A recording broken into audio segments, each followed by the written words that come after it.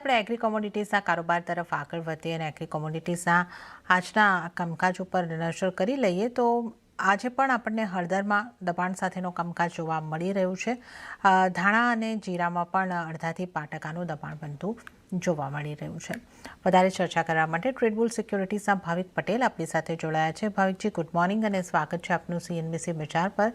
મસાલા પેકમાં દબાણ દેખાઈ રહ્યું છે આજે પણ અને હળદરમાં વધારે દબાણ દેખાઈ રહ્યું છે. મસાલા પેક માટે હવે તમારો વ્યૂ કેવી રીતનો બની રહ્યો છે? હવે મસાલા પેકમાં જીરામાં મને લાગે છે કરેક્શન જે છે હજી થોડું કન્ટિન્યુ થઈ શકે છે. 21,000ની આસપાસ વીંચીને ચાલી શકાય છે. 20,000ના ટાર્ગેટથી 21,200નો સ્ટોપ લોસ રાખી શકાય છે. હળદરમાં આજે અત્યારના જે કરેક્શન છે આઈ થિંક એક પ્રોફિટ બુકિંગ જ કરેક્શન, કારણ કે ફંડામેન્ટલ્સ તો કોઈ ચેન્જ નથી થયા. યસ, હાયર પ્રાઇસીસ ઉપર આપણને થોડુંક ડાઉનસાઇડ જોવા મળી શકે છે. તો આમાં અત્યારનો થોડુંક વેટ એન્ડ વોચ કરીશ. અહીંયાથી હજી પણ મને થોડુંક કરેક્શન એક્સપેક્ટેડ છે, બટ 19,700ની આસપાસ એક સારો સપોર્ટ ઝોન છે, તો ત્યાંની હું વેટ કરી. 19,700ની આસપાસ આવે છે પછી જ બાયની રિકમેન્ડેશન છે 19,400ના સ્ટોપ લોસથી અને 21,000ના ટાર્ગેટથી.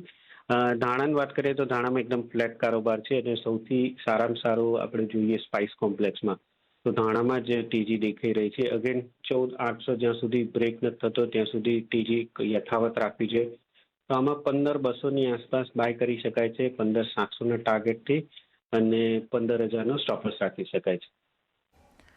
ઓકે, તો જીરામાં સેલની સલાહ બની રહી છે 20,000નો ટાર્ગેટ, 21,200ના સ્ટોપ લોસ. હળદરમાં થોડી રાહ જોવાની રહેશે અને 19,700 પછી અહીંયા આગળથી બાય કરીને ચાલવાની સલાહ બની રહી છે 21,000ના ટાર્ગેટ માટે. અને ધાણામાં તેજી દેખાઈ રહી છે, ખરીદી કરીને ચાલી શકો છો 15,700ના ટાર્ગેટ માટે. તો આપણે મસાલા પેકની વાત કરી. ગુવાર પેક પર નજર કરીએ તો આ ઓગસ્ટ કોન્ટ્રાક્ટ જે હવે એક્સપાયરીની ખાસી નજીક છે ત્યાં તો દબાણ જોવા મળી રહ્યું છે લગભગ એકાદ ટકાનું. ગુવાર પેકને આપ કઈ રીતે જોઈ રહ્યા છો ભાવિકજી? કુંવાર પેકમાં આજના દિવસમાં થોડું કરેક્શન લાગે છે, બટ અગેન એ કરેક્શન એક બાઇંગ ઓપોર્ચ્યુનિટી છે.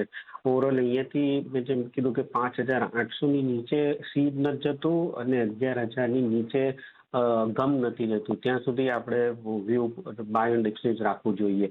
આજના દિવસમાં પણ ભલે નીચે છે બટ બાયની જ રિકમેન્ડેશન છે, તો 6,000ની આસપાસ સીડમાં બાય કરી શકાય છે 60,100ના ટાર્ગેટથી અને 59,80નો સ્ટોપ લોસ રાખી શકાય. સેમ વે ગમની વાત કરીએ તો ગમમાં પણ 11,300ની આસપાસ બાય છે 12,000ના ટાર્ગેટથી અને સ્ટોપ લોસ રાખી શકાય છે 11,000નો. ઓકે, તો ગુવાર ગુવાર સીડ આમાં પણ ખરીદી કરીને ચાલવાની સલાહ બનતી જોવા મળી રહી છે. તો આ આપણે ગુવાર પેકની ખાસ કરીને વાત કરી છે.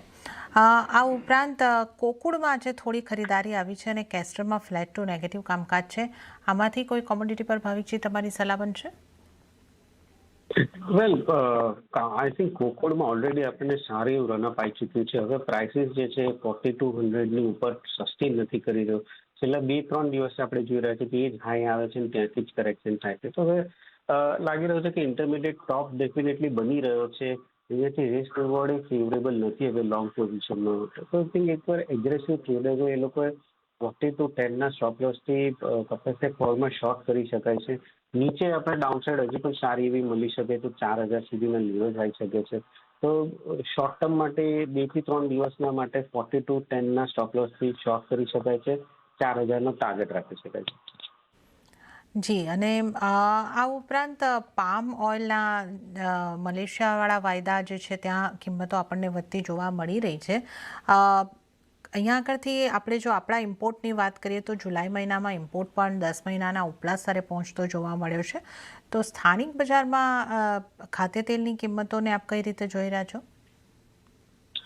પામ ઓઇલમાં આપણે અત્યારે જોઈએ તો ઇન્ડોનેશિયા છે ને એ લોકોની મેન્ડેટરી B40 બાયોડીઝલ પ્રોગ્રામ માટે એક્સપોર્ટ જે છે એ ઓછું કરી દીધું છે અને એના લીધે જ આપણે જોઈ રહ્યા છે કે પ્રાઇસીસ વધ્યા છે. સેકન્ડ આપણે જોઈ રહ્યા છે આપણે ઇન્ડિયામાં 10 મહિનાના હાઈ ઉપર છે, કારણ કે જુલાઈમાં આપણે ઇમ્પોર્ટ એટલું બધું કર્યું હતું કારણ કે આગળ જતાં ફેસ્ટિવલ સિઝન આવે છે અને અહીંયાથી એક્સપેક્ટેડ છે કે આપણે આગળ જતાં પણ 7 લાખથી 8 લાખ ટન મન જે છે એટલું એક્સપોર્ટ કરવાના છે. અને હવે જે યુઝ્યુઅલી જ્યારે દિવાળી આવે કે ફેસ્ટિવલ સિઝન આવે છે ત્યારે આપણને ડોમેસ્ટિકલી પ્રાઇસીસ વધતી જ જોવા મળે છે. પ્લસ અત્યારના જે શોર્ટફોલ આવી રહ્યો છે ઇમ્પોર્ટનો, કારણ કે ઇન્ડોનેશિયાએ B40નું બાયોડીઝલ પ્રોગ્રામના લીધે એક્સપોર્ટ પર થોડુંક કર્બ મૂક્યો છે. એટલે આ બધાને જોતા લાગે છે કે આ વખતેના પ્રાઇસીસ જે છે એ થોડું ઓર વધીને આવી શકે છે. પ્લસ આપણું ડોમેસ્ટિકલી એટલું બધું આપણું પાસે નથી, આપણે ઇમ્પોર્ટ જ કરવાના છે. એટલે શોર્ટ ટર્મમાં મને લાગે છે કે હજી પણ પ્રાઇસીસ જે છે એ વધી શકે છે.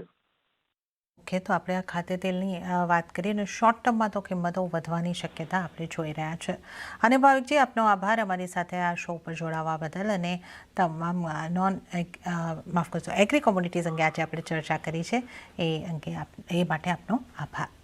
તો આ સાથે જ હાલ કોમોડિટી લાઈવમાં આટલું જ. હાલ મને પણ આપશો રજા. વધુ અપડેટ અને સમાચારો માટે આપ જોતા રહો CNBC બજાર. નમસ્કાર.